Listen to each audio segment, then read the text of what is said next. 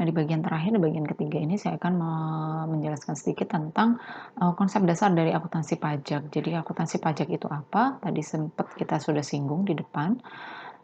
Intinya adalah, bagian dari akuntansi yang menekankan pada penyusunan SPT gitu. Jadi memang tujuannya adalah bisa menghitung pajak terutang, kemudian, melaporkan SPT dengan, benar, lengkap, dan jelas gitu ya, sesuai dengan ketentuan undang-undang, perpajakan sehingga comply gitu ya. Nah, untuk prinsip dasar di akuntansi pajak, sesuai dengan ketentuan undang-undang perpajakan ini kurang lebihnya sama gitu ya sebenarnya dengan, prinsip di penyusunan laporan keuangan komersil.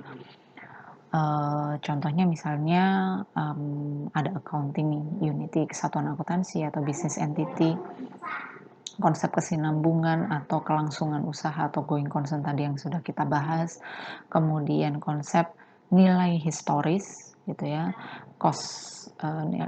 nah ini kalau konsep nilai historis ini agak berbeda gitu ya, kalau laporan keuangan, di standar akuntansi keuangan yang umum itu, mungkin bisa jadi tidak selalu menggunakan nilai historis gitu ya, tapi kalau untuk pajak hanya menggunakan nilai historis saja. Kemudian ada periode akuntansi, jadi, pembukuan dilakukan dengan, melihat pada periode sesuai dengan periode akuntansi yang, berlaku, yang diacu gitu ya. Jadi kemudian ada konsep taat asas atau konsistensi, jadi, metode pembukuan yang digunakan itu tetap gitu ya, tidak berubah dari tahun ke tahun. Kalaupun ada perubahan, maka harus ada, pengungkapan yang sesuai dengan persyaratan gitu ya. Kemudian, konsep realisasi. Jadi yang dicatat atau yang dibukukan adalah memang yang benar-benar sudah terrealisasi. Contohnya misalnya, mmm, apa namanya, kalau di di standar akuntansi keuangan itu diperbolehkan misalnya membentuk dana cadangan gitu ya. Tapi di pajak secara umum sebenarnya dana pencadangan itu tidak diperkenankan kecuali memenuhi kriteria ya, ada persyaratannya untuk bisa dibentuk dana cadangan, tidak secara umum seperti akuntansi kemudian boleh mencadangkan. Jadi di sini yang dipakai adalah konsep realisasi atau konsep, misalnya ada kerugian ya apakah memang kerugian tadi, benar-benar sudah terrealisir gitu ya. Jadi tidak berdasarkan pencadangan. Nah ini agak bertentangan dengan akuntansi, di mana di akuntansi keuangan kita menggunakan prinsip konservatisme gitu ya. Jadi kalau biaya cepat-cepat diakuin, sedangkan pendapatan diakuinya belakangan, ini kebalikan justru. Kemudian, matching cost against revenue, jadi mempertemukan biaya dan penghasilan gitu. Jadi oke, nah untuk mempertemukan biaya dan penghasilan contohnya seperti yang diatur di pasal 6 ya, di Undang-Undang PPH, di mana, dalam menghitung penghasilan kena pajak boleh dikurangkan, ada biaya-biaya yang boleh dikurangkan gitu ya, dalam rangka, perolehan penghasilan tadi gitu ya. Jadi memang biaya 3M dalam mendapatkan, menagih, memelihara penghasilan itu boleh gitu ya. Jadi memang mempertemukan biaya dengan penghasilan. Matching cost against revenue. Oke, saya nggak usah bahas. Nah, untuk, akuntansi pajak sendiri, prosesnya, bertahap. Jadi kalau secara laporan, jadi bergeraknya tetap dari, laporan keuangan komersil dulu gitu ya. Jadi secara umum tadi kita sudah bahas proses akuntansi itu seperti apa, itu yang seperti yang buletan yang gede ini yang pertama. Nah, kemudian dari laporan keuangan komersil, kita akan, menyusun yang namanya rekonsiliasi fiskal untuk mengetahui berapa sih sebenarnya, laba rugi fiskalnya. Nah, laba rugi fiskal ini nantinya akan menjadi dasar untuk menentukan berapa besar penghasilan kena pajak yang menjadi dasar pengenaan pajak penghasilan gitu, sehingga bisa dilakukan pengisian SPT tahunan, PPh bisa dilaporkan, kemudian disetor dan dilaporkan PPh terutangnya. Oke, nah di sini kita bisa lihat ya dari kalau akuntansi komersil tentunya bergeraknya dari PSAK, kemudian muncul laporan keuangan komersil, dari sini kemudian dari laporan keuangan komersial utama tadi yang jadi pijakan untuk melakukan rekonsiliasi fiskal dihasilkan LK fiskal, lalu kemudian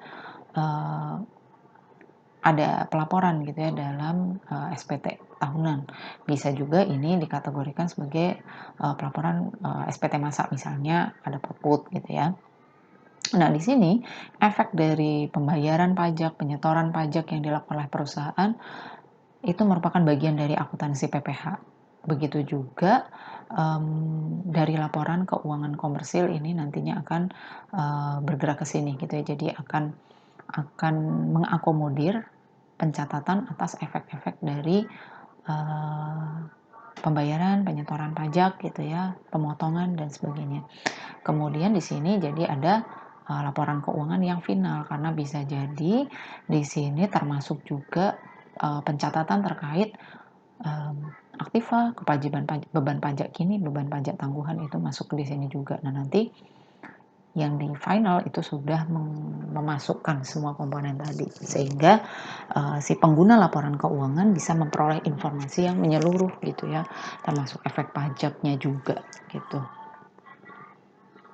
Nah, lalu apa sih perbedaan antara akuntansi keuangan dengan akuntansi pajak? Ini summarize aja dari apa yang sudah kita bahas tadi. Yang pertama, tujuannya tentu berbeda. Akuntansi keuangan atau komersil menyediakan informasi keuangan bagi pengguna atau user, terutama adalah investor dan kreditor. Sedangkan pajak untuk keperluan pengenaan pajak gitu ya, penghitungan PPh terutang. Dasarnya juga beda. Akuntansi komersil menggunakan PSAK. Kalau akuntansi pajak tentu dasarnya adalah ketentuan undang-undang perpajakan dan peraturan pelaksanaannya. Nah, untuk prinsip pembukuan menggunakan prinsip realisasi, memperkenankan prinsip tidak selalu menggunakan prinsip realisasi, bisa juga menggunakan prinsip konservatisme. Ya, kerugian boleh diakui meski belum terrealisasi gitu ya. Tapi kalau di pajak tidak seperti itu. Misalnya dana cadangan tuh tidak diperkenankan kecuali memang yang diperbolehkan gitu ya. Jadi ada batasannya. Kemudian metode pembukuannya kalau komersil ya berbasis akrual sebenarnya. Kalau akuntansi pajak boleh akrual, boleh kas, tapi kasnya adalah kas campuran. Jadi untuk beberapa item harus menggunakan pendekatan akrual juga gitu ya pada dasarnya. Kemudian pengukuran elemen neraca kalau akuntansi komersil menggunakan nilai pasar atau nilai wajar. Ya, jadi ketika mencatat aset tetap bisa juga menggunakan metode revaluasi sebenarnya. Jadi memang secara berkala melakukan revaluasi untuk menentukan nilai wajar di aktiva tetap. Tapi kalau akuntansi pajak penilainya menggunakan biaya historis, termasuk juga untuk persediaan gitu ya. Persediaan pakainya harga perolehan, tidak bisa pakai nilai realisasi misalnya, tidak bisa di situ. Jadi elemen-elemen neracanya diukur pakai cost-nya, gitu ya, nilai historisnya.